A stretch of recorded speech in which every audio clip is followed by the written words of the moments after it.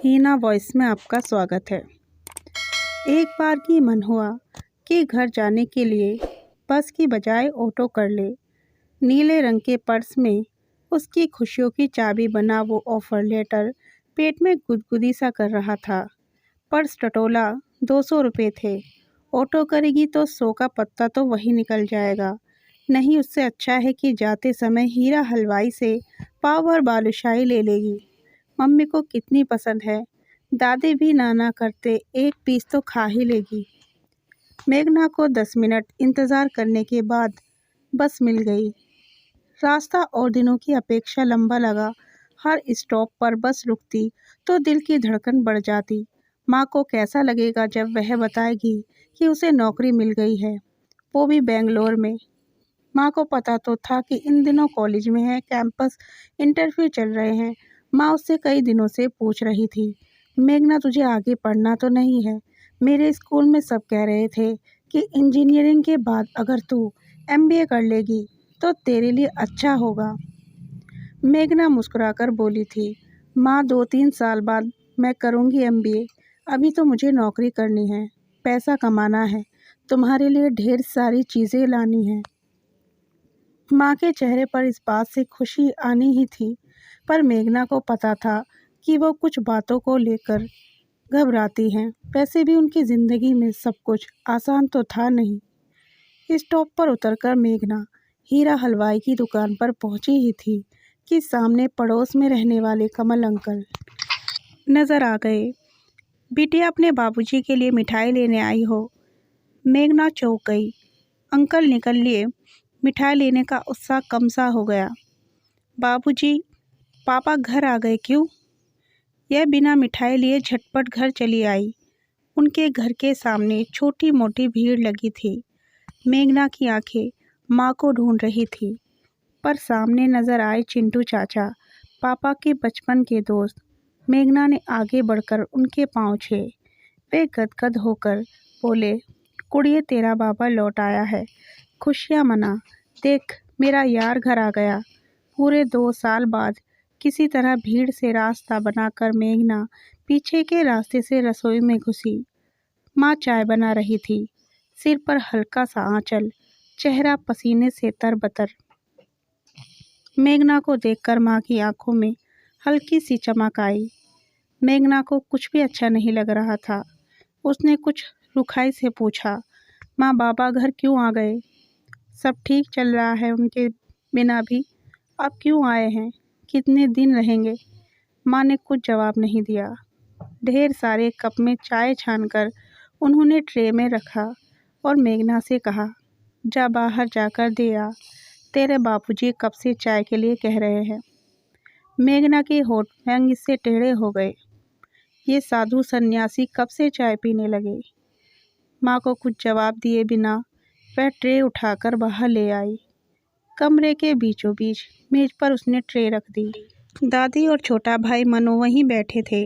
दादी ने उसे अपने पास खींचकर कहा, पहचान ऐसे महादेव, मेघना बिटिया है, इस साल पूरी इंजीनियर बन गई है, 1 नंबर की होशियार है, बाहर का सारा काम यही करती है।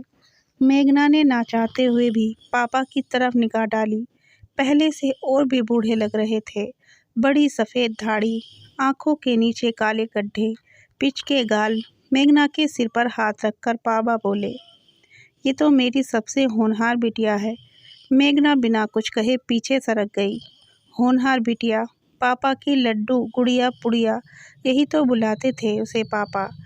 पर ये वो वाले पापा नहीं हैं जो उसका हाथ पकड़कर उसे संगीत सिखाने ले जाते थे, रात भर जाग कर गणित सिखाते, उसके बीमार पड़ने पर 10 मिनट में डॉक्टर को घर ले आते और रात भर उसके सिरहाने बैठकर जागा करते।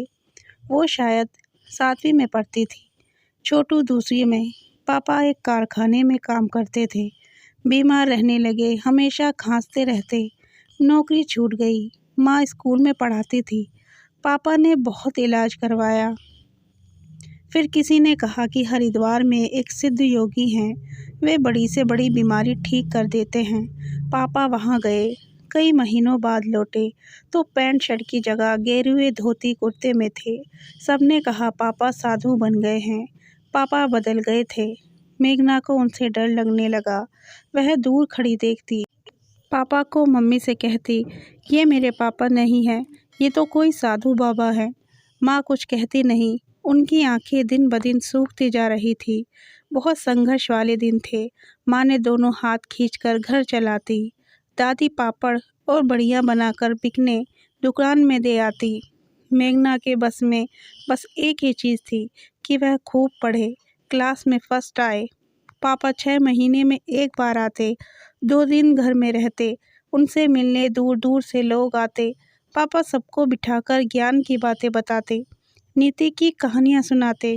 कहते सुख और दुख में एक सा रहो, सुख में डूबो मत, दुख में तैरो मत, अपने शरीर से प्यार मत करो, आत्मा से करो। मेघना को अजीब लगता। स्कूल में उसकी सहेलियाँ के पिता इंजीनियर, डॉक्टर, पत्रकार थे और उसके साधु बाबा। पर जल्द ही उसने समझ लिया कि ज़िंदगी अब ऐसी ही कटेगी। उसके प्यारे पापा अब नहीं लौटेंगे। जो कुछ है वह माँ है और माँ का संघर्ष है। शाम तक घर में आने जाने वालों का तांता लगा रहा। मेघना के बैग में रखी खुशियों की चाबी ठंडी पड़ी थी। एक बार ही लगा जैसे अब उसके हाथ कभी ताला लगेगा ही नहीं। उसे इंजीनियरिंग कॉलेज भेजने के पीछे माँ को सबसे कितना लड़ना पड़ा था।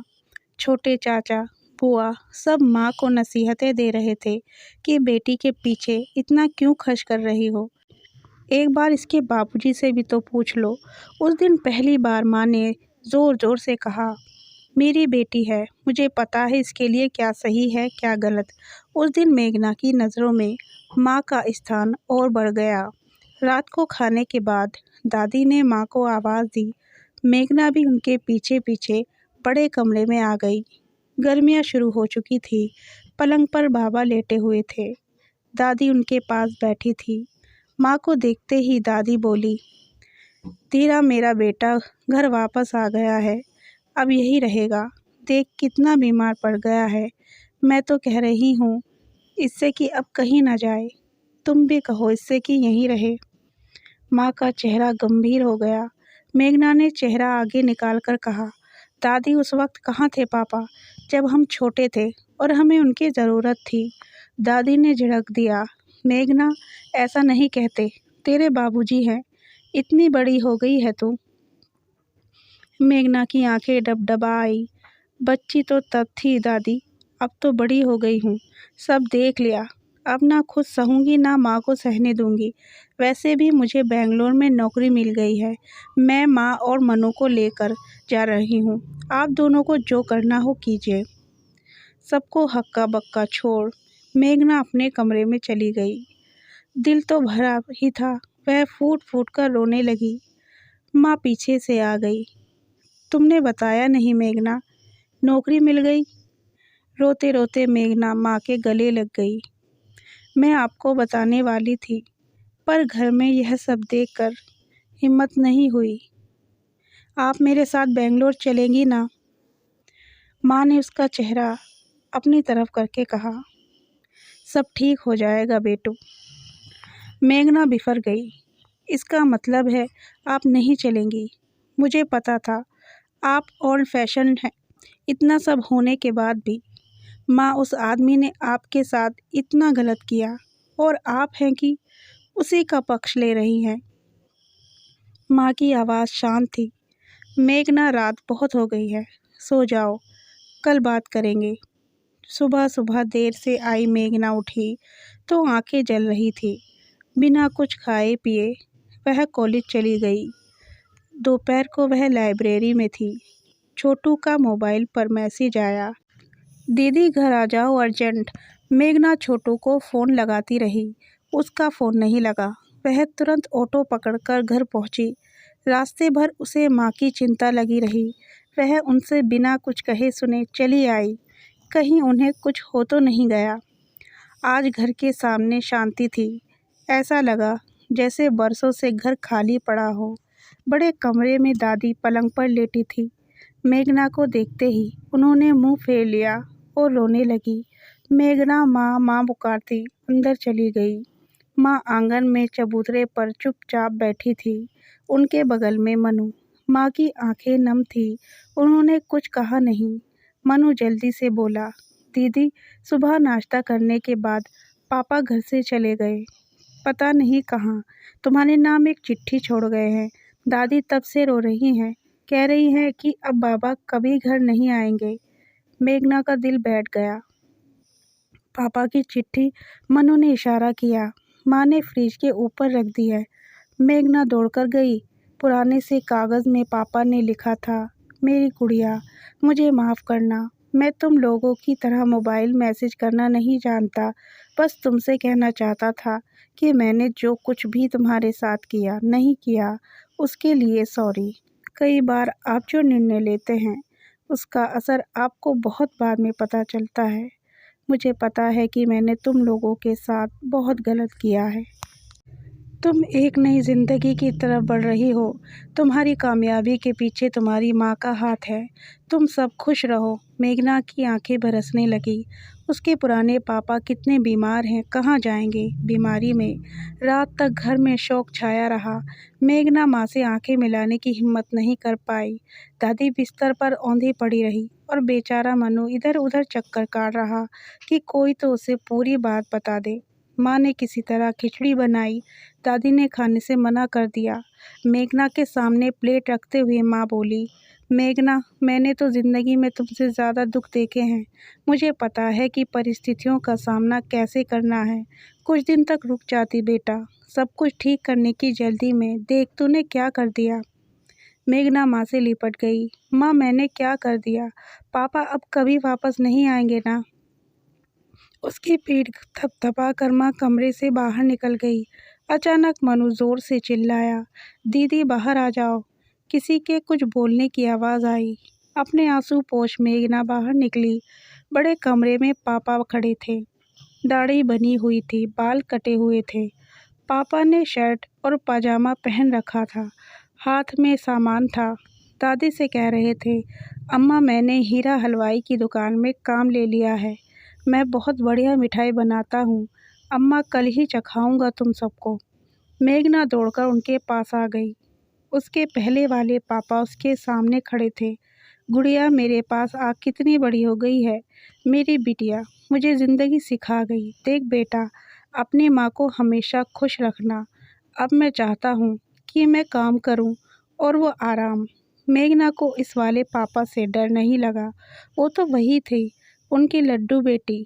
उसे पापा के गले लगते हुए देख माँ की आंखें नम थी और सालों बाद उनके होठों पर सुकून की मुस्कान थिरक रही थी।